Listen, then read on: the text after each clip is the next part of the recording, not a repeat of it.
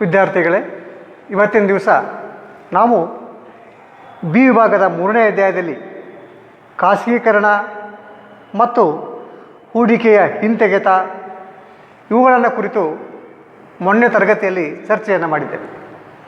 ಖಾಸಗೀಕರಣ ಅಂತಂದರೆ ಸರ್ಕಾರ ಖಾಸಗಿ ಉದ್ಯಮ ಸಂಸ್ಥೆಗಳ ಒಡೆತನ ಅಥವಾ ನಿರ್ವಹಣೆಯನ್ನು ಖಾಸಗಿಯವರಿಗೆ ಬಿಟ್ಟು ಕೊಡುವುದು ಅಂತ. ಸರ್ಕಾರಿ ಉದ್ಯಮ ಸಂಸ್ಥೆಗಳ ಒಡೆತನವನ್ನು ಖಾಸಗಿ ವ್ಯಕ್ತಿಗಳಿಗೆ ಬಿಟ್ಟು ಕೊಡುವುದು ಅಥವಾ ಖಾಸಗಿ ವ್ಯಕ್ತಿಗಳಿಗೆ ವರ್ಗಾಯಿಸೋದಕ್ಕೆ ನಾವು ಖಾಸಗೀಕರಣ ಅಂತ ಕರಿತೀವಿ. ಆಮೇಲೆ ಹೂಡಿಕೆ ಹಿಂತೆಗೆತ ಅಂತ ಅಂದರೆ ಸರ್ಕಾರ ತಾನು ಹೂಡಿರ್ತಕ್ಕಂಥ ಹಣವನ್ನು, ಕಾರ್ಖಾನೆಗಳು ಹೂಡಿರ್ತಕ್ಕಂಥ ಹಣವನ್ನು, ಕಂಪನಿಗಳು ಹೂಡಿರ್ತಕ್ಕಂಥ ಹಣವನ್ನು ಸರ್ಕಾರ ಏನು ಮಾಡ್ತಿದೆ ಅಂತಂದರೆ ಖಾಸಗಿಯವರಿಗೆ ಅದನ್ನು ವರ್ಗಾಯಿಸ್ತಾ ಇದೆ. ಅಂದರೆ ತಾನು ಹೂಡಿಕೆ ಮಾಡುವುದನ್ನು ಮರಳಿ ಪಡ್ಕೊಳ್ತಾ ಇದೆ. ಈಗ ಒಂದು ಉದಾಹರಣೆಗೆ ತಗೊಳ್ರಿ, ಒಂದು ಕಾರ್ಖಾನೆಯಲ್ಲಿ 1,000 ಕೋಟಿ ಹೂಡಿದ್ದಾರೆ ಅಂತಂದರೆ ಅದನ್ನು 1,000 ಕೋಟಿಗೆ ಇನ್ನೊಂದು ಕಂಪ್ನಿಗೆ, ಖಾಸಗಿ ಕಂಪ್ನಿಗೆ ಮಾರಾಟ ಮಾಡಿದಾಗ ಆ 1,000 ಕೋಟಿ ರೂಪಾಯಿ ಹಣ ಯಾರಿಗೆ ಬರ್ತದೆ ಅಂತಂದರೆ ಸರ್ಕಾರಕ್ಕೆ ಬರ್ತಾ ಇದೆ. ಅಂದರೆ ಸರ್ಕಾರ ಹೂಡಿಕೆ ಮಾಡಿರುವಂಥ ಹಣ ಮತ್ತೆ ವಾಪಸ್ ಸರ್ಕಾರಕ್ಕೆ ಬರ್ತಾ ಇದೆ. ಇದನ್ನೇ ನಾವು ಸಾಮಾನ್ಯವಾಗಿ ಏನಂತ ಹೇಳ್ತೀವಿ? ಹೂಡಿಕೆಯ ಹಿಂತೆಗೆತ ಅಂತ ಹೇಳ್ತೀವಿ. ಇದನ್ನು ನಾನು ನಿಮಗೆ ಮೊನ್ನಿನ ತರಗತಿಯಲ್ಲಿ ಚರ್ಚಿಸಿದ್ದೇನೆ. ಇವತ್ತಿನ ದಿವಸ ನಾವು ಮತ್ತೊಂದು ಹೊಸ ಟಾಪಿಕನ್ನು ಅಧ್ಯಯನ ಮಾಡೋಣ. ಏನು ಅಂತಂದರೆ, ನಮ್ಮ ದೇಶದ ಕೈಗಾರಿಕೆಗಳ ಉತ್ಪಾದನೆಯನ್ನು ಹೆಚ್ಚಿಸುವ ಸಲುವಾಗಿ, ಅವುಗಳ ಸೇವೆಯನ್ನು ಹೆಚ್ಚಿಸುವ ಸಲುವಾಗಿ, ಆಮೇಲೆ ಗುಣಮಟ್ಟದ ಸೇವೆಯನ್ನು, ಗುಣಮಟ್ಟದ ಸರಕುಗಳನ್ನು ನೀಡುವ ಸಲುವಾಗಿ ಮತ್ತು ಕಡಿಮೆ ವೆಚ್ಚದಲ್ಲಿ ಉತ್ತಮ ಸೇವೆಗಳನ್ನು, ಉತ್ತಮ ಸರಕುಗಳನ್ನು ನಮ್ಮ ಜನರಿಗೆ ನೀಡುವ ಸಲುವಾಗಿ ನಮ್ಮ ದೇಶದ ಕಂಪನಿಗಳ ಗುಣಮಟ್ಟವನ್ನು ಹೆಚ್ಚಿಸುವ ಸಲುವಾಗಿ ಸರ್ಕಾರ ಇದ್ದಿದ್ದು ನಮ್ಮ ದೇಶದ ಹಲವಾರು ದೊಡ್ಡ ದೊಡ್ಡ ಕಂಪನಿಗಳ ಸೇವೆಗಳನ್ನು ಗುರುತಿಸುವ ಸಲುವಾಗಿ 1996ರಲ್ಲಿ ಏನು ಮಾಡಿದ್ದಾರೆ ಅಂತಂದರೆ, ನಮ್ಮ ದೇಶದ ಬಹುದೊಡ್ಡ ಕಂಪನಿ ಅಂದರೆ ಬಹುದೊಡ್ಡ ಕೈಗಾರಿಕೆಗಳನ್ನು ಏನು ಮಾಡಿದ್ದಾರೆ ಅಂತಂದರೆ ಅವುಗಳನ್ನು 3 ವಿಧವಾಗಿ ವಿಂಗಡಿಸಿದ್ದಾರೆ. ಅವು ಯಾವುವು ಅಂತ ಕೇಳಿದರೆ, ನಮ್ಮ ದೇಶದ ಬಹುದೊಡ್ಡ ಕೈಗಾರಿಕೆಗಳನ್ನು ನಮ್ಮ ದೇಶದಲ್ಲಿ 3 ಪ್ರಕಾರವಾಗಿ ವಿಂಗಡಿಸಿದ್ದಾರೆ. ಯಾವಾಗ ವಿಂಗಡಿಸಿದ್ದಾರೆ ಅಂದರೆ 1996ರಲ್ಲಿ ಅವುಗಳನ್ನು ವಿಂಗಡಿಸಿದ್ದಾರೆ. ಏಕೆಂದರೆ ವಿಂಗಡಿಸುವಂಥ ಕಾರಣ ಏನು? ನಮ್ಮ ದೇಶದಲ್ಲಿ ಅವು ಬಹುದೊಡ್ಡ ಕಂಪ್ನಿಗಳು ರೀ. ನಾವು ಹೇಳ್ತೀವಲ್ಲ, ಮಲ್ಟಿನ್ಯಾಷನಲ್ ಕಂಪ್ನಿಗಳು ಅಂತ, MNCಗಳು ಅಂತ. ಅಂದರೆ ಬಹುರಾಷ್ಟ್ರೀಯ ಕಂಪನಿಗಳು. ಒಂದು ಕಂಪನಿ ಒಂದು ದೇಶವನ್ನು ಹೊರತುಪಡಿಸಿ ಇನ್ನೊಂದು ದೇಶದಲ್ಲಿಯೂ ಕೂಡ ತನ್ನ ಶಾಖೆಗಳನ್ನು ತೆರೆದು ತನ್ನ ಸೇವೆಯನ್ನು ಸಲ್ಲಿಸ್ತಾ ಇದ್ದರೆ ಅಂಥ ಕಂಪನಿಗಳಿಗೆ ನಾವೇನಂತೀವಿ ಅಂದರೆ ಬಹುರಾಷ್ಟ್ರೀಯ ಕಂಪನಿಗಳು ಅಂತ ಕರಿತೀವಿ. ಒಂದು ಕಂಪನಿ ತನ್ನ ದೇಶದಲ್ಲಿ ಅಷ್ಟೇ ಅಲ್ಲದೆ ಹೊರಗಿನ ಹಲವಾರು ದೇಶಗಳಲ್ಲಿ ಸೇವೆಯನ್ನು ಸಲ್ಲಿಸ್ತಾ ಇದ್ದರೆ, ಉತ್ಪಾದನೆಯನ್ನು ಮಾಡ್ತಾ ಇದ್ದರೆ ಅಂಥ ಕಂಪನಿಗೆ ನಾವೇನು ಅನ್ನುತ್ತೇವೆ? ಬಹುರಾಷ್ಟ್ರೀಯ ಕಂಪನಿಗಳು ಅಂತ ಕರಿತೀವಿ. ಮಲ್ಟಿ ನ್ಯಾಷನಲ್ ಕಂಪ್ನೀಸ್, MNC ಅಂತಂದರೆ ಮಲ್ಟಿ ನ್ಯಾಷನಲ್ ಕಂಪ್ನಿ ಅಂತ ನಾವು ಅದನ್ನು ಕರಿತಾ ಇದ್ದೀವಿ, MNCಗಳು ಅಂತ. ಇಂತಹ ದೊಡ್ಡ ದೊಡ್ಡ ಕಂಪನಿಗಳನ್ನು ನಾವು 96ರಲ್ಲಿ ಏನು ಮಾಡಿದ್ದೇವೆ ಅಂತಂದರೆ, ನೋಡಿರಿ, ನವರತ್ನ ಮತ್ತು ಸಾರ್ವಜನಿಕ ಉದ್ಯಮ ನೀತಿಗಳ ಅಡಿಯಲ್ಲಿ ನಾವು ನಮ್ಮ ದೇಶದ ಕಂಪನಿಗಳನ್ನು 3 ಪ್ರಕಾರವಾಗಿ ವಿಂಗಡಿಸಿದ್ದೇವೆ. ಆ 3 ಪ್ರಕಾರಗಳು ಯಾವುವು ಅಂತಂದರೆ ಮಹಾರತ್ನಗಳು ಅಂತ. ನೋಡ್ರಿ, ಮಹಾರತ್ನಗಳು ಅಂತ ಹೇಳ್ತೀವಿ. ನೋಡ್ರಿ, ಇಲ್ಲಿ ಮಹಾರತ್ನಗಳು ಅಂತ ಕೆಲವೊಂದು ಮಾಡಿದ್ದಾರೆ, ನವರತ್ನಗಳು ಅಂತ ಮಾಡಿದ್ದಾರೆ, ಮಿಣಿರತ್ನಗಳು ಅಂತ ಮಾಡಿದ್ದಾರೆ. ಬಹುಶಃ ನಿಮಗೆಲ್ಲ ಈ ಮಹಾರತ್ನಗಳು ನವರತ್ನಗಳು ಅಂದಾಗ ಒಂದು ಸಂದರ್ಭ ನೆನಪಿಗೆ ಬರ್ಬೋದು. ಏನು ಅಂತಂದರೆ, ರಾಜ ವಿಕ್ರಮಾದಿತ್ಯ ಇದ್ದಲ್ಲ, ರಾಜ ವಿಕ್ರಮಾದಿತ್ಯನ ಆಸ್ಥಾನದಲ್ಲಿ ನವರತ್ನಗಳು ಅಂತ ಕವಿಗಳಿದ್ದರು. ನೋಡ್ರಿ, ನವರತ್ನಗಳು ಅಂತ ವಿದ್ವಾಂಸರಿದ್ದರು.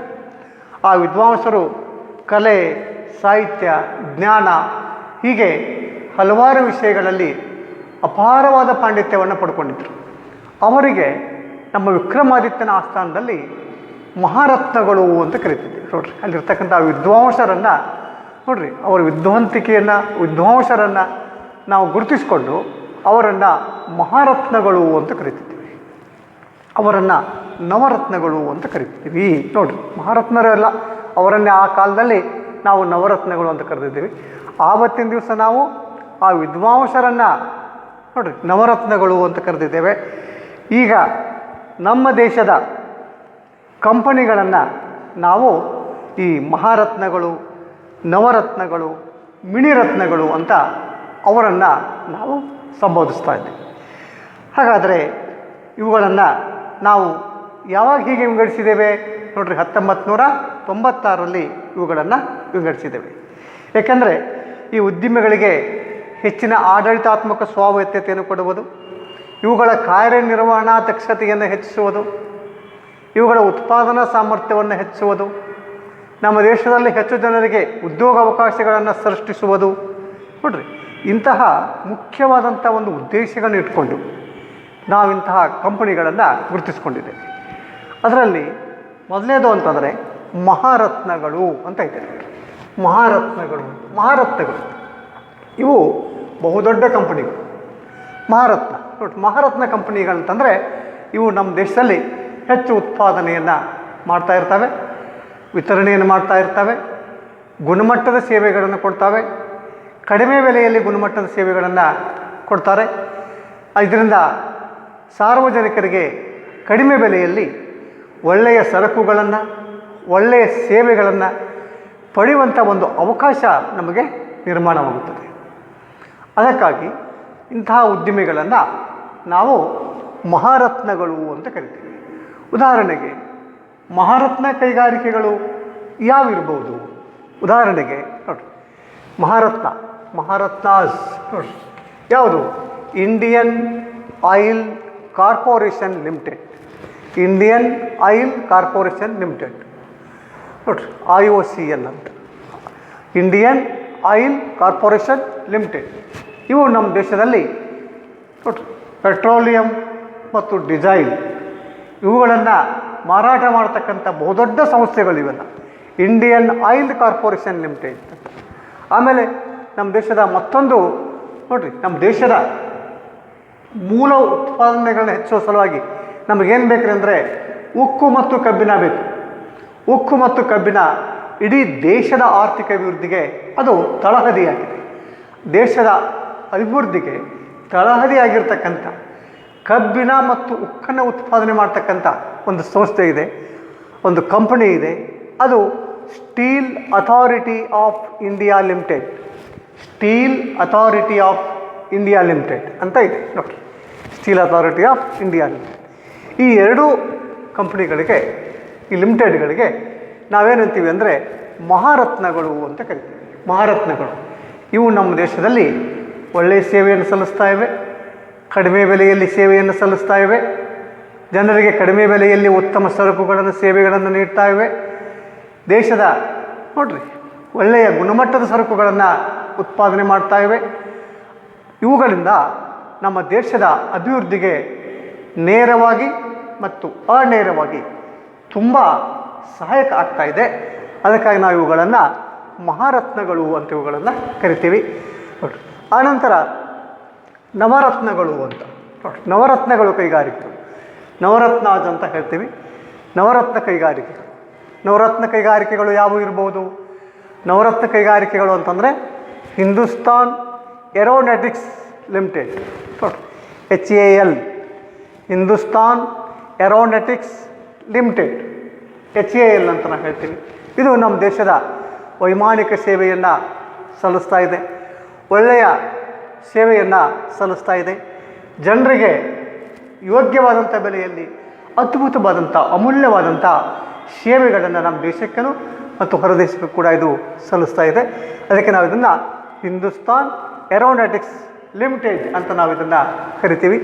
ಆನಂತರ ಮತ್ತೊಂದಿದೆ ನೋಡಿರಿ ನಮ್ಮ ದೇಶದಲ್ಲಿ, ನೋಡಿರಿ ಯಾವುದು ಅಂದರೆ ನವರತ್ನದ ಮತ್ತೊಂದು ಸಂಸ್ಥೆ ಕೈಗಾರಿಕೆ ಯಾವುದು ಅಂತಂದರೆ MTNL ಅಂತ. MTNL ಅಂದರೆ ಏನು? MTNL ಅಂತಂದರೆ ಮಹಾನಗರ ಟೆಲಿಫೋನ್ ನಗರ ಲಿಮಿಟೆಡ್, ಮಹಾನಗರ ಟೆಲಿಫೋನ್ ನಗರ ಲಿಮಿಟೆಡ್. ಇದನ್ನು ನಾವು MTNL ಅಂತ ಕರಿತೀವಿ. ಇದು ನಮ್ಮ ದೇಶದ ಸಂಪರ್ಕದಲ್ಲಿ, ಮಹಾನಗರಗಳ ಸಂಪರ್ಕದಲ್ಲಿ ಅದ್ಭುತವಾದಂಥ ಸೇವೆಯನ್ನು ಸಲ್ಲಿಸ್ತಾ ಇದೆ, ಭಾಳ ವೇಗವಾಗಿ ಸೇವೆಯನ್ನು ಸಲ್ಲಿಸ್ತಾ ಇದೆ. ನಮ್ಮ ದೇಶದ ನೋಡಿರಿ, ಕೃಷಿ, ವಾಣಿಜ್ಯ ಮತ್ತು ವ್ಯಾಪಾರ. ನಮ್ಮ ದೇಶದ ವಾಣಿಜ್ಯ ಮತ್ತು ವ್ಯಾಪಾರಕ್ಕೆ ಅತ್ಯಂತ ಅನುಕೂಲತೆಯನ್ನು ಮಾಡಿಕೊಡುವಂತಹ ಒಂದು ಕಂಪ್ನಿ ಇದು MTNL. ನೋಡಿರಿ, MTNL ಅಂತ, ಮಹಾನಗರ ಟೆಲಿಫೋನ್ ನಗರ ಲಿಮಿಟೆಡ್, MTNL. ಹೀಗೆ ಈ ಹಿಂದೂಸ್ತಾನ್ ಏರೋನಾಟಿಕ್ಸ್ ಲಿಮಿಟೆಡ್ ಮತ್ತು ಮಹಾನಗರ ಟೆಲಿಫೋನ್ ನಗರ ಲಿಮಿಟೆಡ್ ಇವೆರಡು ಏನು ಅಂತಂದರೆ ನವರತ್ನಗಳು ಅಂತ ಕರಿತೀವಿ. ಇವುಗಳಿಗೆ ನಾವೇನಂತ ಹೇಳ್ರಿ, ನವರತ್ನಗಳು ಅಂತ ಇವುಗಳನ್ನು ಕರಿತೀವಿ. ಆನಂತರ ಮಿನಿರತ್ನಗಳು ಅಂತ ಮಾಡಿದ್ದಾರೆ. ಮಿನಿರತ್ನ ಕೈಗಾರಿಕೆಗಳು ನಮ್ಮ ದೇಶದ ಕೈಗಾರಿಕೆಗಳನ್ನು 3ನೇ ಭಾಗದಲ್ಲಿ ಮಿನಿರತ್ನಗಳು ಅಂತ ಅವುಗಳನ್ನು ವಿಂಗಡಿಸಿದ್ದಾರೆ. ಹಾಗಾದರೆ ಮಿನಿರತ್ನಗಳು ಯಾವುವು ನೋಡ್ರಿ? ಮಿನಿರತ್ನಾಸ್ ಒಂದು ನೋಡ್ರಿ, BSNL ನಮಗೆಲ್ಲ ಗೊತ್ತು. BSNL ಇವತ್ತು ಫೋನ್ ತಗೊಳ್ಳುವಾಗ, ಸಂಪರ್ಕಿಸುವಾಗ ನಾವು BSNL ಬಗ್ಗೆ ಮಾತನಾಡ್ತಾ ಇರ್ತೀವಿ. BSNL ಅಂದರೆ ಏನು? ಭಾರತ್ ಸಂಚಾರ ನಿಗಮ ಲಿಮಿಟೆಡ್, BSNL ಅಂತ ನಾವು ಕರಿತೀವಿ. BSNL ಇದೇನು ಅಂತಂದರೆ ನಮ್ಮ ದೇಶದ ಮಿನಿರತ್ನ ಕೈಗಾರಿಕೆ ಅಂತ. ಆನಂತರ ಎರಡನೇದು airport authority of India limited.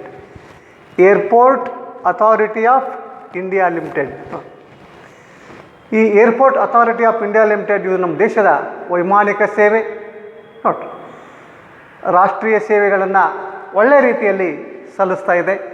ಹೀಗಾಗಿ airport authority of India limited ನಮ್ಮ ದೇಶದ ಸಾರಿಗೆ, ನಮ್ಮ ದೇಶದ ಸಂಪರ್ಕ, ನಮ್ಮ ದೇಶದ ಒಳನಗರಗಳ ಸಂಪರ್ಕ, ಹೀಗೆ ಹಲವಾರು ಸೇವೆಗಳನ್ನು ಇದೇನು ಮಾಡ್ತಾಯಿದೆ ಅಂದರೆ ಸಲ್ಲಿಸ್ತಾ ಇದೆ, airport authority of India limited ಅಂತ. ಮೂರನೇದಾಗಿ ಇನ್ನೊಂದು ಮಿನಿರತ್ನ ಕೈಗಾರಿಕೆ ಇದೆ. ಅದು ಯಾವುದು ಅಂದರೆ Indian railway catering and tourism corporation limited. Indian railway catering and tourism corporation limited. ಇದು ನಮ್ಮ ದೇಶದ ರೈಲ್ವೆಯಲ್ಲಿ ಬರ್ತಕ್ಕಂಥ ಆಹಾರ ಮತ್ತು ನಮ್ಮ ಪ್ರವಾಸೋದ್ಯಮದಲ್ಲಿ ಬರುವಂಥ ಆಹಾರ ವ್ಯವಸ್ಥೆ ಮತ್ತು ಪ್ರವಾಸಿ ವ್ಯವಸ್ಥೆಯನ್ನು ಮಾಡ್ತಕ್ಕಂಥ ನಮ್ಮ ರೈಲ್ವೆ ಇಲಾಖೆಯಲ್ಲಿ ಬರ್ತಕ್ಕಂಥ ಒಂದು ದೊಡ್ಡದಾಗಿರ್ತಕ್ಕಂಥ ಒಂದು ಕಂಪನಿ, ಒಂದು ಸಂಸ್ಥೆ ಇದಾಗಿದೆ ನೋಡಿರಿ, Indian railway catering and tourism corporation limited ಅಂತ ಹೇಳ್ತೀವಿ. ಹೀಗೆ ಈ 3 ಕಂಪನಿಗಳಿಗೆ ನಾವೇನಂತೀವಿ ಅಂತಂದರೆ ಮಿನಿರತ್ನ ಕೈಗಾರಿಕೆಗಳು ಅಂತ ಕರಿತೀವಿ. ನೋಡಿರಿ, ಮಿನಿರತ್ನ ಕೈಗಾರಿಕೆಗಳು ಅಂದರೆ ಮಹಾರತ್ನ ಕೈಗಾರಿಕೆಗಳು 2, ನವರತ್ನ ಕೈಗಾರಿಕೆಗಳು 2, ಮಿನಿರತ್ನ ಕೈಗಾರಿಕೆಗಳು 3 ಅಂತ ಇದೆ. ಹೀಗೆ ನಮ್ಮ ದೇಶದ ಕೈಗಾರಿಕೆಗಳನ್ನು ಎಷ್ಟು ಪ್ರಕಾರವಾಗಿ ವಿಂಗಡಿಸಿದ್ದಾರೆ? 3 ಪ್ರಕಾರವಾಗಿ ವಿಂಗಡಿಸಿದ್ದಾರೆ. ಮಹಾರತ್ನಗಳು, ನವರತ್ನಗಳು ಮತ್ತು ಮಿನಿರತ್ನಗಳು ಅಂತ. ಹೀಗೆ ನಮ್ಮ ದೇಶದ ದೊಡ್ಡ ದೊಡ್ಡ ಕಂಪ್ನಿಗಳನ್ನು ಈ ರೀತಿಯಲ್ಲಿ ಏನು ಮಾಡಿದ್ದಾರೆ ಅಂತಂದರೆ ವಿಂಗಡಿಸಿದ್ದಾರೆ. ಇವು ಮುಖ್ಯ ಉದ್ದೇಶ ಅಂತಂದರೆ ನಮ್ಮ ದೇಶದಲ್ಲಿ ಇವೇನು ಮಾಡ್ತೀವಿ ಅಂತಂದರೆ ಉದ್ದಿಮೆಗಳಲ್ಲಿ ಉತ್ಪಾದನೆಯನ್ನು ಹೆಚ್ಚುವುದು ಮತ್ತು ಸಾರ್ವಜನಿಕ ನೀತಿಯ ಒಂದು ಉದ್ದೇಶವನ್ನು ಈಡೇರಿಸುವುದು ಅಂತ. ಸರ್ಕಾರದ ಉದ್ದೇಶವನ್ನು ಈಡೇರಿಸುವುದು, ದೇಶದ ಉದ್ದೇಶವನ್ನು ಈಡೇರಿಸುವಂಥ ಒಂದು ದೊಡ್ಡ ಜವಾಬ್ದಾರಿಯನ್ನು ನಮ್ಮ ಮಹಾರತ್ನ, ನವರತ್ನ, ಮಿನಿರತ್ನಗಳು ಇವತ್ತು ಕಾರ್ಯವನ್ನು ಮಾಡ್ತಾಯಿವೆ. ಇವು ನಮ್ಮ ದೇಶದಲ್ಲಿ ಉತ್ತಮ ಗುಣಮಟ್ಟದ ವಸ್ತುಗಳನ್ನು ಕಡಿಮೆ ಬೆಲೆಗೆ ಜನರಿಗೆ ತಲುಪುವಂತೆ ಮಾಡ್ತಾಯಿವೆ. ಹಾಗೂ ಷೇರುದಾರರಿಗೆ ಕಂಪನಿಗಳೇ ಜವಾಬ್ದಾರರಾಗುವಂತೆ ಮಾಡುವುದು ಕೂಡ ಈ ಸ್ಥಾಪನೆಯ ಒಂದು ಉದ್ದೇಶ. ನಾವೀಗ ಮಹಾರತ್ನ, ನವರತ್ನ, ಮಿನಿರತ್ನ ಅಂತ ನಾವುಗಳನ್ನ ಯಾಕೆ ಇವುಗಳ ಸ್ಥಾಪನೆ ಮಾಡಿದ್ದೀವಿ? ಯಾಕೆ ಇವುಗಳನ್ನು ನಾವಿಲ್ಲಿ ನೋಡಿರಿ ಮುನ್ನಡೆಸ್ಕೊಂಡು ಹೋಗ್ತಾ ಇದ್ದೀವಿ ಅಂತಂದರೆ ಒಂದು ಮುಖ್ಯ ಉದ್ದೇಶ ಅಂತಂದರೆ ಉತ್ತಮ ಗುಣಮಟ್ಟದ ವಸ್ತುಗಳನ್ನು ಕಡಿಮೆ ಬೆಲೆಗೆ ಜನರಿಗೆ ಪೂರೈಸುವುದು, ಆಮೇಲೆ ಜನರಿಗೆ ಇವುಗಳನ್ನು ಸುಲಭವಾಗಿ ತಲುಪುವಂತೆ ಮಾಡುವುದು. ಷೇರುದಾರರಿಗೆ ಏನಾದರೂ ತೊಂದರೆ ಆದರೆ ಅದಕ್ಕೆ ಕಂಪನಿಗಳೇ ಜವಾಬ್ದಾರಿ. ಯಾಕಂದರೆ ಷೇರುದಾರರಿಗೆ ಯಾವುದೇ ಅಪಾಯ ಆಗಬಾರ್ದು. ಷೇರುದಾರರ ಹಿತವನ್ನು ಇಲ್ಲಿ ಇಟ್ಕೊಂಡು ಷೇರುದಾರರಿಗೆ ಒಳ್ಳೆಯ ಲಾಭವನ್ನು ನೀಡುವಂಥ ಒಂದು ವ್ಯವಸ್ಥೆಯನ್ನು ನೀವು ಮಾಡಬೇಕು ಅಂತ ಆ ಷೇರುದಾರರಿಗೆ ಆಗುವಂತಹ ಒಳ್ಳೆಯ ಅಂಶಗಳನ್ನು ಆ ಕಂಪನಿಗಳೇ ನೋಡ್ಕೋಬೇಕು ಅನ್ನುವಂಥ ಒಂದು ಜವಾಬ್ದಾರಿಯನ್ನು ಕೂಡ ಕಂಪನಿಗಳಿಗೆ ಹಾಕಿದ್ದಾರೆ. ಷೇರುದಾರ ಹಿತವನ್ನು ಕಾಪಾಡಬೇಕು, ಒಳ್ಳೆಯ ಸರಕುಗಳನ್ನು ಉತ್ಪಾದನೆ ಮಾಡುವುದು, ಆಮೇಲೆ ಕಡಿಮೆ ಬೆಲೆಯಲ್ಲಿ ಉತ್ಪಾದನೆ ಮಾಡಿ ಜನರಿಗೆ ಕೊಡುವುದು. ಇದರಿಂದ ನಮ್ಮ ಜನ ಕಲ್ಯಾಣವನ್ನು, ಸಾಮಾಜಿಕ ಕಲ್ಯಾಣವನ್ನು ನಾವೇನು ಮಾಡ್ಬೋದು ಅಂತಂದರೆ ಹೆಚ್ಚಿಸ್ಬೋದು. ಈಗ ನೋಡಿರಿ, ಈ ಕಂಪನಿಗಳು ಉತ್ತಮವಾಗಿ ಕಾರ್ಯವನ್ನು ಮಾಡ್ತಾಯಿವೆ. ಸಾರ್ವಜನಿಕ ಉದ್ಯಮಗಳ ವಿಸ್ತರಣೆಗೆ ಸಹಾಯಕವಾಗಿ ಇವುಗಳನ್ನು ವಿಶ್ವದರ್ಜೆಗೆ ಏರಿಸುವ ಬದಲು ಸರ್ಕಾರವು ಹೂಡಿಕೆ ಹಿಂತೆಗೆತದ ಮೂಲಕ ಅವುಗಳನ್ನು ಭಾಗಶಃ ಖಾಸಗಿ ಕಂಪನಿಗಳನ್ನಾಗಿಯೇ ಇವತ್ತು ಮಾಡ್ತಾಯಿದೆ. ಸಾಮಾನ್ಯವಾಗಿ ಇವೆಲ್ಲ ಇವತ್ತು ಏನಾಗ್ತಾಯಿವೆ ಅಂತಂದರೆ ಖಾಸಗಿ ಕಂಪನಿಗಳು ಆಗ್ತಿವೆ. ಹಣಕಾಸು ಮಾರುಕಟ್ಟೆಯಲ್ಲಿ ಸ್ವಸಾಮರ್ಥ್ಯದಿಂದ ಸಂಪನ್ಮೂಲಗಳನ್ನು ಸಂಗ್ರಹಿಸುವಂಥ ಅವಕಾಶವನ್ನು ನೀಡಲು ಕೂಡ ಸರ್ಕಾರ ನಿರ್ಧರಿಸಿದೆ. ಅಂದರೆ ಈ ಕಂಪನಿಗಳವಲ್ಲ, ಮಹಾರತ್ನ, ನವರತ್ನ, ಮಿಣಿರತ್ನಗಳು ಇವುಗಳು ತಮಗೆ ಬೇಕಾದಂಥ ಬಂಡವಾಳವನ್ನು, ಹಣಕಾಸಿನ ವ್ಯವಸ್ಥೆಯನ್ನು ಎಲ್ಲಿಂದ ಮಾಡ್ಕೋಬೇಕು ಅಂತಂದರೆ ಸಾರ್ವಜನಿಕರಿಂದ ಸಂಗ್ರಹಿಸ್ಬೋದು. ಅಂದರೆ ತಮ್ಮ ಹೆಸರಿನ ಷೇರುಗಳನ್ನು ನೋಡಿರಿ ತಯಾರಿಸಿ ಆ ಷೇರುಗಳನ್ನು ಮಾರಾಟ ಮಾಡುವುದರ ಮೂಲಕ ಇವೇನು ಮಾಡ್ಬೋದು ಅಂತಂದರೆ ತಮಗೆ ಬೇಕಾದಂಥ ಬಂಡವಾಳವನ್ನು ಸಂಗ್ರಹಿಸಿಕೊಳ್ಳಲಿಕ್ಕೆ ಸರ್ಕಾರ ಇವುಗಳಿಗೆ ಅನುಮತಿಯನ್ನು ಕೂಡ ಕೊಟ್ಟಿದೆ. ಹೀಗಾಗಿ ನಮ್ಮ ದೇಶದಲ್ಲಿ ಏನಾಗಿದೆ ಅಂತಂದರೆ ಯಾವಾಗ ಈ 3 ರೀತಿಯ ಕೈಗಾರಿಕೆಗಳು ಬಂದವಲ್ಲ, ನಮ್ಮ ದೇಶದ ನೋಡಿರಿ ಉದ್ಯೋಗ ಅವಕಾಶಗಳು ಹೆಚ್ಚಾಗಿವೆ, ಉತ್ಪಾದನೆ ಹೆಚ್ಚಾಗಿವೆ, ಬೆಲೆಗಳು ಕಡಿಮೆಯಾಗಿವೆ. ಅವು ತಮ್ಮಲ್ಲೇ ಇವತ್ತು ಪೈಪೋಟಿಯನ್ನು ಮಾಡ್ತಾ ಇರೋದರಿಂದ ಸಾರ್ವಜನಿಕರಿಗೆ ಕಡಿಮೆ ಬೆಲೆಯಲ್ಲಿ ವಸ್ತುಗಳು ಸಿಗ್ತಾ ಇವೆ. ಇದರಿಂದ ಒಟ್ಟು ನಮ್ಮ ಸಮಾಜದ ಮೇಲೆ ಒಂದು ಒಳ್ಳೆಯ ಪರಿಣಾಮ ನಮ್ಮ ದೇಶದಲ್ಲಿ ಜನರಿಗೆ ಆಗಿದೆ. ಕೆಲವು ವಿದ್ವಾಂಸರು ಹೇಳುವಂತೆ ಸಾರ್ವಜನಿಕ ಉದ್ಯಮಗಳ ಕಾರ್ಯನಿರ್ವಹಣೆಯನ್ನು ಉತ್ತಮಪಡಿಸಲು ಜಗತ್ತಿನಾದ್ಯಂತ ಹೆಚ್ಚುತ್ತಿರುವಂಥ ಖಾಸಗೀಕರಣದ ಅಲೆಯೇ ಹೂಡಿಕೆ ಹಿಂತೆಗೆತ ಅಂತ ಹೇಳ್ತೀವಿ. ಕೆಲವರು ಹೇಳುವಂತೆ ಹೂಡಿಕೆ ಹಿಂತೆಗೆತವು ಸಾರ್ವಜನಿಕ ಆಸ್ತಿಗಳನ್ನು ಪಟ್ಟಭದ್ರ ಹಿತಾಸಕ್ತಿಗಳಿಗೆ ಮಾರಾಟ ಮಾಡುವುದಾಗಿದೆ ಅಂತ ಕೆಲವರು ಹೇಳ್ತಾರೆ. ಅದೇನೇ ಇರಲಿ, ಒಟ್ಟಿನಲ್ಲಿ ಇವುಗಳನ್ನ ನಾವು ಖಾಸಗೀಕರಣ ಮಾಡ್ತಾ ಇರೋದರಿಂದ ಈಗ ಒಳ್ಳೆಯ ಸೇವೆ ಮಾತ್ರ ನಮ್ಮ ಸಮಾಜಕ್ಕೆ, ನಮ್ಮ ಜನರಿಗೆ ಸಿಗ್ತಾ ಇದೆ. ಇದೊಂದು ಒಳ್ಳೆಯ ಬೆಳವಣಿಗೆ ನಮ್ಮ ದೇಶದಲ್ಲಿ ಅಂತ ನಾವು ಇದನ್ನು ಹೇಳ್ಬೋದು. ಇನ್ಮೇಲೆ ನಾವೀಗ ಜಾಗತೀಕರಣವನ್ನು ನೋಡೋಣ. ಜಾಗತೀಕರಣ ಅಂತ, ಜಾಗತೀಕರಣ ಇದು 1991ರಿಂದ ಇತ್ತೀಚೆಗೆ ಬಂದಿರತಕ್ಕಂಥ ಹೊಸ ಆರ್ಥಿಕ ನೀತಿಯ ಮತ್ತೊಂದು ಅದ್ಭುತವಾದಂಥ ಕೊಡುಗೆ. ನೋಡಿರಿ, ಹೊಸದಾಗಿರ್ತಕ್ಕಂಥ ಅದ್ಭುತವಾದಂಥ ಕೊಡುಗೆ ಇದು ನಮ್ಮ ಜಗತ್ತಿಗೆ, ನಮ್ಮ ಭಾರತಕ್ಕೆ, ವಿಶ್ವಕ್ಕೆ ಇದೊಂದು ಹೊಸದಾಗಿರ್ತಕ್ಕಂಥ ಒಂದು ಅಂಶ ಅಂತ ನಾವು ಹೇಳ್ಬೋದು. ಇದು ನಮ್ಮ ದೇಶದ ಅಷ್ಟೇ ಅಲ್ಲ ರೀ, ಜಗತ್ತಿನ ಅಭಿವೃದ್ಧಿಗೂ ಕೂಡ ಇದೇನು ಮಾಡ್ತಾ ಇದೆ ಅಂತಂದರೆ ಒಳ್ಳೆಯ ಸೇವೆಯನ್ನು ಸಲ್ಲಿಸ್ತಾ ಇದೆ. ಹಾಗಾದರೆ ಜಾಗತೀಕರಣ ಅಂದರೇನು? ಈಗಾಗಲೇ ನೀವು ನಿಮ್ಮ ಕಳೆದ ಹೋದ ತರಗತಿ ನೀವು 9th ಇರುವಾಗ 10th ಇರುವಾಗ ಜಾಗತೀಕರಣ ಬಗ್ಗೆ ಅಧ್ಯಯನ ಮಾಡಿರ್ಬೋದು. ಈಗ ಜಾಗತೀಕರಣ ಅಂದರೇನು ಅಂತ ನಾವೀಗ ನೋಡೋಣ. ಜಾಗತೀಕರಣ ಅಂತಂದರೆ ಸಾಮಾನ್ಯವಾಗಿ ನಾವು ಹೇಳ್ಬೋದಲ್ಲ, ಜಗತ್ತನ್ನೇ ಒಂದನ್ನಾಗಿ ಮಾಡುವುದು.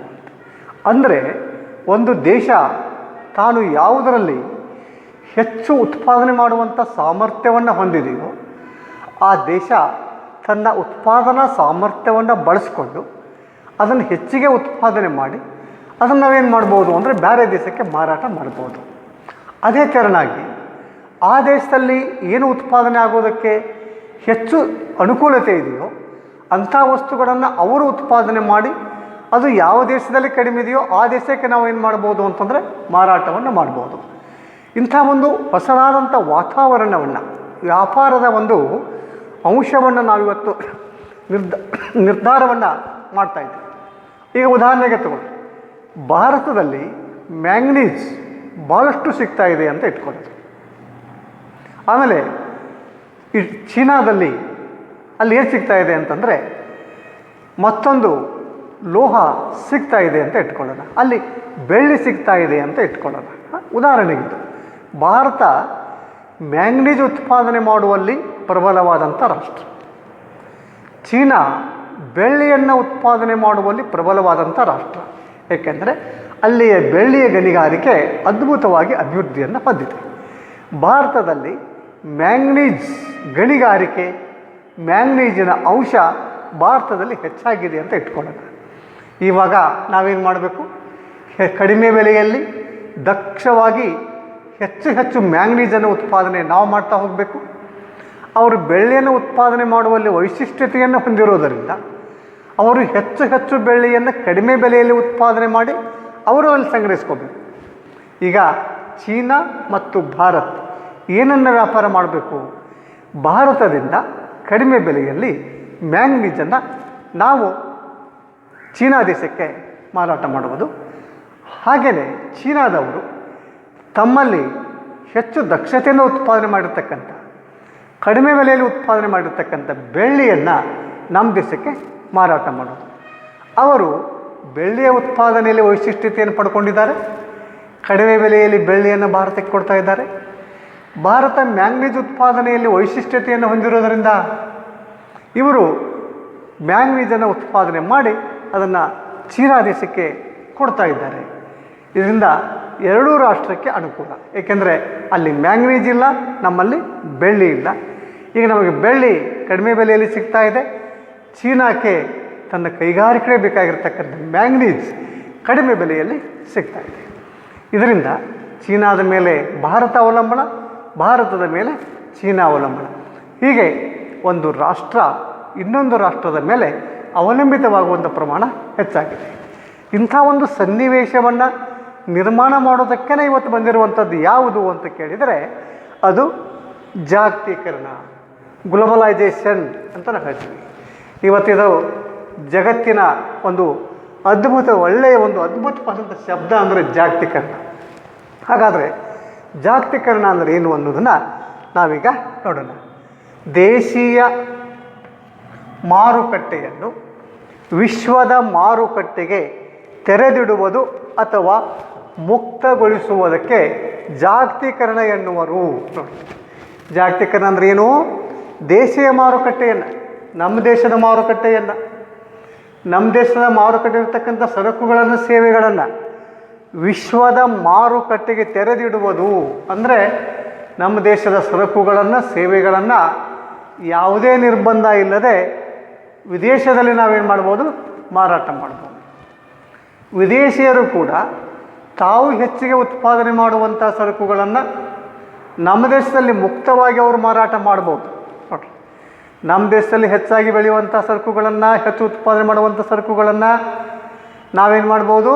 ವಿದೇಶಗಳಲ್ಲಿ ಮಾರಾಟ ಮಾಡ್ಬೋದು, ಯಾವುದೇ ನಿರ್ಬಂಧವಿಲ್ಲದೆ.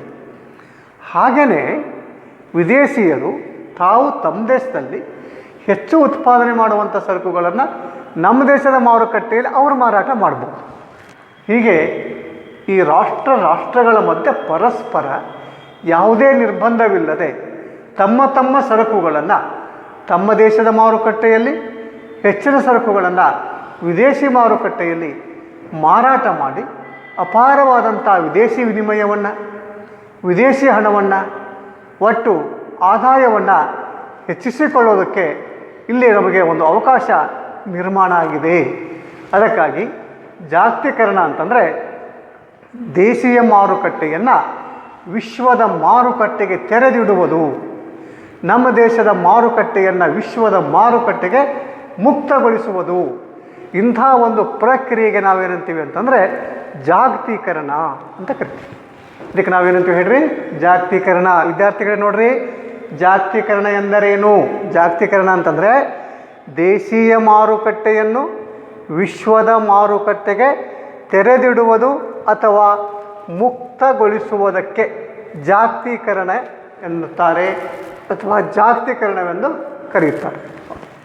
ಈಗ ನೀವು ಜಾಗತೀಕರಣ ಅಂದರೆ ಗೊತ್ತಾಯ್ತಲ್ಲ, ವಿಶ್ವದ ಮಾರುಕಟ್ಟೆಯಲ್ಲಿ ಯಾವುದೇ ದೇಶ ತನ್ನ ದೇಶದ ಸರಕುಗಳನ್ನು ಇನ್ನೊಂದು ದೇಶದಲ್ಲಿ ನಾವೇನು ಮಾಡ್ಬೋದು? ಅವ್ರು ಹೆಚ್ಚಿಗೆ ಮಾರಾಟ ಮಾಡ್ಬೋದು. ಯಾಕೆಂದರೆ ಒಂದೊಂದು ದೇಶಗಳು ಕೆಲವು ಸರಕುಗಳನ್ನು ಉತ್ಪಾದನೆ ಮಾಡುವಲ್ಲಿ ವೈಶಿಷ್ಟ್ಯತೆಯನ್ನು ಹೊಂದಿರುತ್ತವೆ. ಉದಾಹರಣೆಗೆ ತಗೊಳ್ರಿ, ಭಾರತ ಹಾಲಿನ ಉತ್ಪಾದನೆಯಲ್ಲಿ ಅಗ್ರಗಣ್ಯ ರಾಷ್ಟ್ರ. ಭಾರತ ಸಕ್ಕರೆ ಉತ್ಪಾದನೆ ಮಾಡುವಲ್ಲಿ ಪ್ರಪಂಚದಲ್ಲೇ ಈಗ 1 ಮತ್ತು 2ನೇ ರಾಷ್ಟ್ರ ಆಗಿದೆ. ಅಂದರೆ ನಾವು ಯಾವ ವಸ್ತುಗಳು ಹೆಚ್ಚಿಗೆ ಉತ್ಪಾದನೆ ಮಾಡ್ತೀವಲ್ಲ ಆ ವಸ್ತುಗಳನ್ನ ಇನ್ನೊಂದು ದೇಶದಲ್ಲಿ ನಾವೇನು ಮಾಡ್ಬೋದು? ಯಾವುದೇ ನಿರ್ಬಂಧವಿಲ್ಲದೆ ಮುಕ್ತವಾಗಿ ಅಲ್ಲಿ ಮಾರಾಟ ಮಾಡ್ಬೋದು. ಇದರಿಂದ ನಾವು ಹೆಚ್ಚು ಈ ವಸ್ತುವನ್ನು ಉತ್ಪಾದನೆ ಮಾಡಿ ಈ ಕ್ಷೇತ್ರದಲ್ಲಿ ಜನರಿಗೆ ನಾವು ಉದ್ಯೋಗವನ್ನು ಕೊಟ್ಟು ಒಳ್ಳೆಯ ಅವಕಾಶಗಳನ್ನು ನಿರ್ಮಾಣ ಮಾಡಿ ಅಲ್ಲಿ ಮಾರಾಟ ಮಾಡೋದರಿಂದ ನಮ್ಮ ದೇಶಕ್ಕೂ ಒಳ್ಳೆಯದ್ರಿ, ಆ ದೇಶಕ್ಕೂ ಒಳ್ಳೆಯದು. ಅಂದರೆ ಜಾಗತೀಕರಣದಿಂದ ಒಟ್ಟಿನಲ್ಲಿ ಒಂದು ಮಾತು ಹೇಳಬೇಕಂತಂದ್ರೆ, ಜಾಗತೀಕರಣದಿಂದಾಗಿ ನಾವು ಸುಲಭವಾಗಿ ಯಾವುದೇ ನಿರ್ಬಂಧವಿಲ್ಲದೆ ನಮ್ಮಲ್ಲಿ ಹೆಚ್ಚಾಗಿ ಉತ್ಪಾದನೆ ಆಗ್ತಕ್ಕಂಥ ವಸ್ತುಗಳನ್ನು ಆ ದೇಶದಲ್ಲಿ ಆ ದೇಶದಲ್ಲಿ ಹೆಚ್ಚು ಉತ್ಪಾದನೆ ಆಗತಕ್ಕಂಥ ವಸ್ತುಗಳನ್ನು ನಮ್ಮ ದೇಶದಲ್ಲಿ ಅಥವಾ ಮತ್ತೊಂದು ದೇಶದಲ್ಲಿ ನಾವು ವಿಶ್ವದ ಮಾರುಕಟ್ಟೆಯನ್ನೇ ನಾವೇನು ಮಾಡ್ಬೋದು, ನಮ್ಮದಾಗಿ ತಗೊಂಡು ಅದನ್ನು ಮಾರಾಟ ಮಾಡ್ಬೋದು. ಮೊದಲು ಏನಾಗ್ತಿತ್ತು ರೀ, ವಿಶ್ವದ ಮಾರುಕಟ್ಟೆ ಇರಲಿಲ್ಲ, ಜಾಗತೀಕರಣ ಇರಲಿಲ್ಲ. ನಮ್ಮಲ್ಲಿ ಉತ್ಪಾದನೆ ಆದಂಥ ವಸ್ತುಗಳನ್ನು ನಮ್ಮಲ್ಲಿನೇ ಮಾರಾಟ ಮಾಡಬೇಕು. ಅವುಗಳಿಗೆ ಬೇಡಿಕೆ ಇರ್ತಿರಲಿಲ್ಲ, ಬೆಲೆ ಇರ್ತಿರಲಿಲ್ಲ, ಉತ್ಪಾದಕರಿಗೆ ಲಾಭ ಅನ್ನಿಸ್ತಿರ್ಲಿಲ್ಲ. ಹೀಗಾಗಿ ಉತ್ಪಾದನೆ ಕಡಿಮೆ ಆಗ್ತಿತ್ತು, ಉದ್ಯೋಗಾವಕಾಶ ಕಡಿಮೆ ಆಗ್ತಿತ್ತು. ಯಾಕೆಂದರೆ ನಾವು ಉತ್ಪಾದನೆ ಮಾಡುವಂಥ ವಸ್ತುಗಳಿಗೆ ಏನು ಬೇಕು, ಮುಖ್ಯವಾಗಿ ಮಾರುಕಟ್ಟೆ ಬೇಕು. ಮಾರುಕಟ್ಟೆ ಬೇಕು, ಮಾರಾಟ ಆಗಬೇಕು. ಅಂದರೆ ಉತ್ಪಾದಕರಾಗಲಿ, ಕಂಪನಿಗಳಾಗಲಿ, ಕೈಗಾರಿಕೆಗಳಾಗಲಿ ಹೆಚ್ಚು ಅದನ್ನು ಉತ್ಪಾದನೆ ಮಾಡಿ ಮಾರಾಟವನ್ನು ಮಾಡಿ ಲಾಭವನ್ನು ದೇಶಕ್ಕೂ ಮತ್ತು ತಮಗೂ ಲಾಭವನ್ನು ಸಂಪಾದಿಸುತ್ತವೆ. ಅದಕ್ಕಾಗಿ ನಾವೀಗ ಜಾಗತೀಕರಣದಿಂದಾಗಿ ನಮ್ಮ ಮಾರುಕಟ್ಟೆ ಇವತ್ತು ನಮ್ಮ ದೇಶದ ಮಾರುಕಟ್ಟೆಗೆ ಸೀಮಿತವಾಗಿಲ್ಲ. ಇವತ್ತು ನನ್ನ ವಸ್ತುಗಳನ್ನು ನಾನು ನನ್ನ ದೇಶದಲ್ಲಾದರೂ ಮಾರ್ಬೋದು, ಜಗತ್ತಿನ ಯಾವುದೇ ಒಂದು ದೇಶದ ಮಾರುಕಟ್ಟೆಯಲ್ಲಿ ಅವುಗಳನ್ನು ಮಾರಾಟ ಮಾಡ್ಬೋದು. ಇಂಥ ಒಂದು ಒಳ್ಳೆಯ ಅವಕಾಶವನ್ನು ಸೃಷ್ಟಿಸಿರುವಂಥದ್ದು ಯಾವುದು ಅಂತ ಕೇಳಿದರೆ ಜಾಗತೀಕರಣ. ಜಾಗತೀಕರಣ ಅಂದರೆ ನಮ್ಮ ಸರಕುಗಳಿಗೆ ಜಗತ್ತೇ ಒಂದು ಮಾರುಕಟ್ಟೆ. ನಮ್ಮ ವಸ್ತುಗಳನ್ನು, ಸೇವೆಗಳನ್ನು ಮಾರಾಟ ಮಾಡೋದಕ್ಕೆ ಈಗ ವಿಶಾಲವಾಗಿರ್ತಕ್ಕಂಥ ವಿಶ್ವವೇ ಒಂದು ಮಾರುಕಟ್ಟೆಯಾಗಿರೋದರಿಂದ ನಾವು ನಮ್ಮಲ್ಲಿ ವೈಶಿಷ್ಟ್ಯತೆ ಹೊಂದಿರತಕ್ಕಂಥ ವಸ್ತುವನ್ನು ಉತ್ಪಾದನೆ ಮಾಡಿ ಮಾರಾಟ ಮಾಡೋದರಿಂದ ಒಳ್ಳೆಯ ಲಾಭವನ್ನು ನಾವು ಸಂಪಾದಿಸ್ಬೋದು. ಹೀಗೆ ನಾವು ಜಾಗತೀಕರಣ ಇವತ್ತಿನ ದಿವಸ ಅತ್ಯಂತ ಜನಪ್ರಿಯವಾಗಿದೆ. ಹಾಗಾದರೆ ನಮ್ಮ ಜಾಗತೀಕರಣದಿಂದ ನಮ್ಮ ಪ್ರಪಂಚದಲ್ಲಿ, ನಮ್ಮ ವಿಶ್ವದಲ್ಲಿ ಏನಾದರೂ ಪರಿಣಾಮಗಳಾಗ್ತಾಯಿವೆ ಅಂತ ಸುಮ್ಮನೆ ಸ್ವಲ್ಪ ನೋಡೋದು. ಏನು ಪರಿಣಾಮಗಳಾಗ್ತಿವೆ? ವಿಶ್ವವು ಪರಸ್ಪರ ಅವಲಂಬನೆಯಾಗುತ್ತದೆ. ನೋಡಿರಿ, ಜಗತ್ತ ಏನಾಗ್ತದೆ ಅಂತಂದರೆ ಪರಸ್ಪರ ಅವಲಂಬನೆ ಆಗಿಬಿಡ್ತದೆ. ಯಾಕೆಂದರೆ ನಮ್ಮಲ್ಲಿ ತಯಾರಾಗಿರ್ತಕ್ಕಂಥ ವಸ್ತುಗಳನ್ನು ಅಲ್ಲಿ ಮಾರ್ತೀವಿ, ಅಲ್ಲಿ ಉತ್ಪಾದನೆ ಆಗಿರ್ತಕ್ಕಂಥ ವಸ್ತುಗಳನ್ನ ನಮ್ಮ ದೇಶದಲ್ಲಿ ಮಾರಾಟ ಮಾಡ್ತೀವಿ. ಯಾಕೆಂದರೆ ನಾವು ಉತ್ಪಾದನೆ ಮಾಡೋದನ್ನು ಅವರು ಉತ್ಪಾದನೆ ಮಾಡೋದಿಲ್ಲ, ಅವರು ಉತ್ಪಾದನೆ ಮಾಡೋದನ್ನು ನಾವು ಉತ್ಪಾದನೆ ಮಾಡೋದಿಲ್ಲ. ಹೀಗಾಗಿ ಆ ಸರಕುಗಳಿಗೆ ನಾವು ಅವ್ರ ಮೇಲೆ ಅವಲಂಬನೆ ಆಗ್ತೀವಿ, ನಮ್ಮ ಸರಕುಗಳಿಗೆ ಅವರು ಅವಲಂಬನೆ ಆಗ್ತಾರೆ. ಇದರಿಂದಾಗಿ ವಿಶ್ವದ ದೇಶಗಳು ಕೆಲವೊಂದು ವಸ್ತುಗಳಿಗಾಗಿ ಇನ್ನೊಂದು ದೇಶವನ್ನು ಅವಲಂಬಿಸುವಂತಹ ಪ್ರಮಾಣ ಇಲ್ಲಿ ಏನಾಗಿದೆ ಅಂದರೆ ಹೆಚ್ಚಾಗಿದೆ. ನೋಡಿ, ವಿಶ್ವವು ಪರಸ್ಪರ ಅವಲಂಬನೆಯನ್ನು ಅವಲಂಬನೆ ಆಗ್ತಾ ಇದೆ. ಯಾಕೆಂದರೆ ರಾಷ್ಟ್ರಗಳು ಒಂದರ ಮೇಲೆ ಒಂದು ಅವಲಂಬನೆ ಆಗಲೇಬೇಕು. ಯಾಕಂದರೆ ತನಗೆ ಬೇಕಾದಂಥ ಎಲ್ಲ ವಸ್ತುಗಳನ್ನ ಬೇಕಾದಷ್ಟು ಪ್ರಮಾಣದಲ್ಲಿ ತಾನೇ ಉತ್ಪಾದನೆ ಮಾಡಿಕೊಳ್ಳೋದಕ್ಕೆ ಯಾವ ದೇಶಕ್ಕೂ ಸಾಧ್ಯ ಇಲ್ಲ. ಯಾಕಂದರೆ ಒಂದು ದೇಶದಲ್ಲಿ ಒಂದು ಸಂಪನ್ಮೂಲ ಇದ್ದರೆ ಇನ್ನೊಂದು ದೇಶದಲ್ಲಿ ಇನ್ನೊಂದು ಸಂಪನ್ಮೂಲ ಇರ್ತದೆ. ಎಲ್ಲ ದೇಶದಲ್ಲಿ ಎಲ್ಲ ಸಂಪನ್ಮೂಲಗಳು ಇರೋದಿಲ್ಲ. ಒಂದು ದೇಶದಲ್ಲಿ ಒಂದು ಸಂಪನ್ಮೂಲ ಸಾಕಷ್ಟಿದ್ದರೆ ಇನ್ನೊಂದು ದೇಶದಲ್ಲಿ ಆ ಸಂಪನ್ಮೂಲ ಕೊರತೆ ಇರ್ತದೆ, ಮತ್ತೊಂದು ಸಂಪನ್ಮೂಲ ಇರ್ತದೆ. ಹೀಗಾಗಿ ಒಂದು ದೇಶ ಇನ್ನೊಂದು ದೇಶದ ಮೇಲೆ ತನಗೆ ಬೇಕಾದಂಥ ಸರಕುಗಳನ್ನು ಪಡಿಬೇಕಾದ್ರೆ ಅವ್ರೇನು ಮಾಡಬೇಕ್ರಿ ಅಂತಂದರೆ ಅವಲಂಬನೆ ಆಗಲೇಬೇಕು ಅಂತ. ಆಮೇಲೆ ಗಡಿರಹಿತ ಪ್ರಪಂಚದ ನಿರ್ಮಾಣ. ನೋಡಿರಿ, ಇಲ್ಲೇನಾಗ್ತಿದೆ, ಒಂದು ದೇಶ ಇನ್ನೊಂದು ದೇಶದ ಜೊತೆಗೆ ಮುಕ್ತವಾಗಿ ವ್ಯಾಪಾರ ಮಾಡೋದರಿಂದ, ನಿರ್ಬಂಧವಿಲ್ಲದೆ, ಯಾವುದೇ ಕಟ್ಟಳೆಗಳಿಲ್ಲದೆ ವ್ಯಾಪಾರವನ್ನು ಮಾಡ್ತಾ ಇರೋದ್ರಿಂದ, ನೋಡಿ, ನಾವು ಹೋಗಿ ಆ ದೇಶದಲ್ಲಿ ಸಲೀಸಾಗಿ ವ್ಯಾಪಾರ ಮಾಡ್ತೀವಿ, ಆ ದೇಶದವ್ರು ಬಂದು ನಮ್ಮ ದೇಶದಲ್ಲಿ ಸಲೀಸಾಗಿ ಇಲ್ಲಿ ವ್ಯಾಪಾರ ಮಾಡ್ತಾರೆ ತಮ್ಮ ಸರಕುಗಳನ್ನು, ಸೇವೆಗಳನ್ನು ಅಂದಾಗ ನಮ್ಮ ದೇಶಕ್ಕೂ ಅವ್ರ ದೇಶಕ್ಕೂ ಇಲ್ಲಿ ಏನಿಲ್ಲ, ಬಾರ್ಡರನ್ನು ಇಲ್ಲ. ಯಾಕೆಂದರೆ ಮಾರಾಟದಲ್ಲಿ ಅವರು ಮುಕ್ತವಾಗಿದ್ದಾರೆ, ಮಾರಾಟ ಮಾಡೋದಕ್ಕೆ ನಾವು ಮುಕ್ತರಾಗಿದ್ದೀವಿ.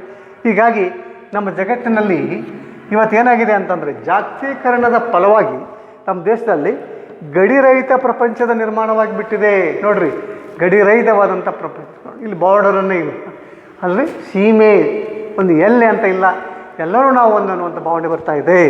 ಆಮೇಲೆ ಮೂರನೇ ಹೇಳಬೇಕಾದ್ರೆ ವಿಶ್ವದಲ್ಲಿ ಸಹಕಾರ ಮತ್ತು ಐಕ್ಯತೆ ಬರ್ತಾ ಇದೆ. ಯಾಕೆಂದರೆ ಒಬ್ಬರ ಮೇಲೆ ಒಬ್ಬರು ನಾವು ಇವತ್ತು ಅವಲಂಬನೆ ಆಗ್ತಾ ಇದ್ದೀವಲ್ಲ, ಇದರಿಂದಾಗಿ ನಮ್ಮಲ್ಲಿ ಏನು ಬರ್ತಾ ಇದೆ ಹೇಳಿದ್ರೆ ಸಹಕಾರ ಭಾವನೆ ಬರ್ತಾ ಇದೆ. ಮೊದಲಿನ ಹಾಗೆ ವೈರತ್ವದ ಭಾವನೆ ಕಡಿಮೆ ಆಗಿ, ಮೊದಲು ವೈರತ್ವ ಭಾವನೆ ಇರ್ತಿತ್ತೇನೋ ಅಂತ ಅನಿಸ್ತದೆ. ಈಗಂತ ವೈರತ್ವ ಭಾವನೆ ಕಡಿಮೆ ಆಗಿ ಏನು ಬರ್ತಾ ಇದೆ, ನಮ್ಮ ನಡುವೆ ಸಹಕಾರ ಬರ್ತಾ ಇದೆ. ನೋಡಿರಿ, ವಿಶ್ವದ ರಾಷ್ಟ್ರಗಳ ಮಧ್ಯೆ ಇಲ್ಲಿ ಸಹಕಾರ ಬರ್ತಾ ಇದೆ. ಆಮೇಲೆ ನಮ್ಮಲ್ಲಿ ಏನು ಬರ್ತಾ ಇದೆ ಅಂದರೆ ವಿಶ್ವದ ಜಾಗತಿಕ ಮಟ್ಟದಲ್ಲಿ ನಮ್ಮಲ್ಲಿ ಏನಾಗ್ತಾ ಇದೆ, ಐಕ್ಯತೆ ಉಂಟಾಗ್ತಾ ಇದೆ. ವಿಶ್ವವೇ ಒಂದು ಅಂತ ನಾವು ನೋಡಿರಿ, ಇವತ್ತು ವಿಶ್ವ ಮಾನವರಾಗ್ತಾ ಇದ್ದೀವಿ. ಜಾಗತೀಕರಣದ ಫಲವಾಗಿ ನಾವಿವತ್ತು ವಿಶ್ವ ಮಾನವರಾಗ್ತಾ ಇದ್ದೀವಿ. ವಿಶ್ವವೇ ಒಂದು ಕುಟುಂಬ ಆಗ್ತಾ ಇದೆ. ಇದರಿಂದ ನಮ್ಮ ಬೆಳವಣಿಗೆಗೆ ಏನಾಗಿದೆ ಅಂದರೆ ಸಹಾಯಕಾಗಿದೆ. ಹೀಗೆ ನಾವು ನೋಡಿರಿ, ನವರತ್ನ ಕೈಗಾರಿಕೆಗಳು, ಮಹಾರತ್ನಗಳು ನವರತ್ನಗಳು, ಮಿಣಿರತ್ನಗಳು, ಆಮೇಲೆ ಜಾಗತೀಕರಣ, ಇವೆಲ್ಲವುಗಳನ್ನು ನಾವಿವತ್ತು ಅಧ್ಯಯನವನ್ನು ಮಾಡಿದ್ದೀವಿ. ಹೀಗೆ ನಮ್ಮ PUC ಪ್ರಥಮ ವರ್ಷದಲ್ಲಿ ನಿಮಗೆ ಕೆಲವೊಂದು ಪ್ರಶ್ನೆಗಳನ್ನು ಪರೀಕ್ಷೆಯಲ್ಲಿ ಕೇಳ್ತಾ ಇರ್ತಾರೆ. ಅವರು ಮಹಾರತ್ನದ ಕೈಗಾರಿಕೆಗಳನ್ನು ಹೆಸರಿಸಿ ಅಂತ ಕೇಳ್ತಾ ಇರ್ತಾರೆ, ನವರತ್ನದ ಕೈಗಾರಿಕೆಗಳನ್ನು ಹೆಸರಿಸಿ ಅಂತ ಕೇಳ್ತಾ ಇರ್ತಾರೆ, ಮಿಣಿರತ್ನಗಳ ಕೈಗಾರಿಕೆಗಳು ಯಾವುವು ಅಂತ ನಿಮಗೆ ಕೇಳ್ತಾರೆ. ಅದಕ್ಕೆ ನಮ್ಮ ವಿದ್ಯಾರ್ಥಿಗಳು ಮಹಾರತ್ನ ಕೈಗಾರಿಕೆಗಳು ಯಾವುವು, ನವರತ್ನಗಳು ಯಾವುವು, ಮಿಣಿರತ್ನಗಳು ಯಾವುವು ಅಂತ ಸರಿಯಾಗಿ ಅವುಗಳನ್ನು ಬರೆದು ಅಧ್ಯಯನವನ್ನು ಮಾಡಿಕೊಳ್ಬೇಕು. ಆನಂತರ ಇಲ್ಲಿ ನಿಮಗೆ ಬರ್ತಕ್ಕಂಥ ಪ್ರಶ್ನೆಗಳು ನೋಡಿ, ಉದಾರೀಕರಣ ಎಂದರೇನು, ಲಿಬರಲೈಸೇಷನ್. ಖಾಸಗೀಕರಣ ಅಂದರೇನು ನೋಡಿರಿ, ಖಾಸಗೀಕರಣ ಅಂದರೇನು, ಪ್ರೈವೇಟೈಸೇಷನ್. ಆನಂತರ ಜಾಗತೀಕರಣ ಅಂದರೇನು, ಇಲ್ಲಿ ಪ್ರಶ್ನೆ ಬಂದೇ ಬರ್ತವೆ. ಜಾಗತೀಕರಣ ಅಂದರೇನು, ಖಾಸಗೀಕರಣ ಅಂದರೇನು, ಉದಾರೀಕರಣ ಅಂದರೇನು ಅಂತ ಪ್ರಶ್ನೆ ಬರ್ತಾನೆ ಇರ್ತವೆ. ಇದಕ್ಕೆಲ್ಲದಕ್ಕೂ ಉತ್ತರ ನಮ್ಮ ವಿದ್ಯಾರ್ಥಿಗಳು ತಯಾರಾಗಿಯೇ ಇಟ್ಕೊಂಡಿರಬೇಕು. ನಂತರ ಅವುಗಳಿಂದ ಏನು ಉಪಯೋಗ ಆಗ್ತಾ ಇದೆ, ಪರಿಣಾಮಗಳೇನು ಅನ್ನೋದನ್ನು ಕೂಡ ವಿದ್ಯಾರ್ಥಿಗಳು ಅಧ್ಯಯನವನ್ನು ಮಾಡ್ಕೋಬೇಕು. ಹೀಗೆ ಇವತ್ತು ನಾವು ಇದನ್ನು ಅಧ್ಯಯನ ಮಾಡ್ತಾ ಇದ್ದೇವೆ. ಹಾಗೆ ನಮ್ಮ ವಿದ್ಯಾರ್ಥಿಗಳು ಮೊನ್ನಿನ ಪ್ರಶ್ನೆ ಪತ್ರಿಕೆಯನ್ನು ಇನ್ನೊಂದು ಸಲ ಚೆನ್ನಾಗಿ ಬರೆದು ಏನು ಮಾಡಿರಿ ಅಂದರೆ ಇಟ್ಕೊಡ್ರಿ. ಅದಂತರ ನಾವು ಏನು ಮಾಡ್ತಾ ಇರ್ತೀವಿ ಅಂದರೆ ಇದ್ರ ಜೊತೆಗೆ ಕೆಲವೊಂದು ವಿಷಯವನ್ನು PDF ಮಾಡಿಬಿಡ್ತಾ ಇರ್ತೀವಿ. ಅದನ್ನು ಎಲ್ಲ ವಿದ್ಯಾರ್ಥಿಗಳು ಸರಿಯಾಗಿ ಬರೆದು ಅದನ್ನು ಸರಿಯಾಗಿ ಇಟ್ಕೋಬೇಕು ಅಂತ ನಾವು ವಿದ್ಯಾರ್ಥಿಗಳಿಗೆ ನಿಮಗೆ ಹೇಳ್ತಾ ಇದ್ದೀನಿ. ಇದನ್ನು ತಾವು ಸ್ವಲ್ಪ ಗಮನಿಸ್ತೀವಿ. ಈಗ ನಾವು ಇವತ್ತಿನ ದಿವಸ ಈ ಅಧ್ಯಾಯದಲ್ಲಿ ಜಾಗತೀಕರಣದ ಬಗ್ಗೆ, ಕೈಗಾರಿಕೆಗಳ ನೋಡ್ರಿ ಉದ್ಯಮಿಗಳ ನೀತಿಗಳ ಬಗ್ಗೆ ಇವತ್ತು ಚರ್ಚೆ ಮಾಡಿದ್ದೇವೆ.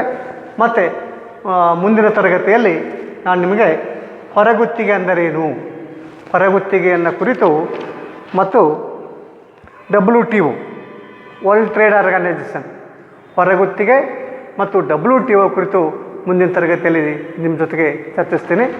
ಈಗ ಇಂದಿನ ನಮ್ಮ ತರಗತಿಗೆ ವಿರಾಮವನ್ನು ಹೇಳೋಣ. ವಿದ್ಯಾರ್ಥಿಗಳಿಗೆ ಧನ್ಯವಾದಗಳು.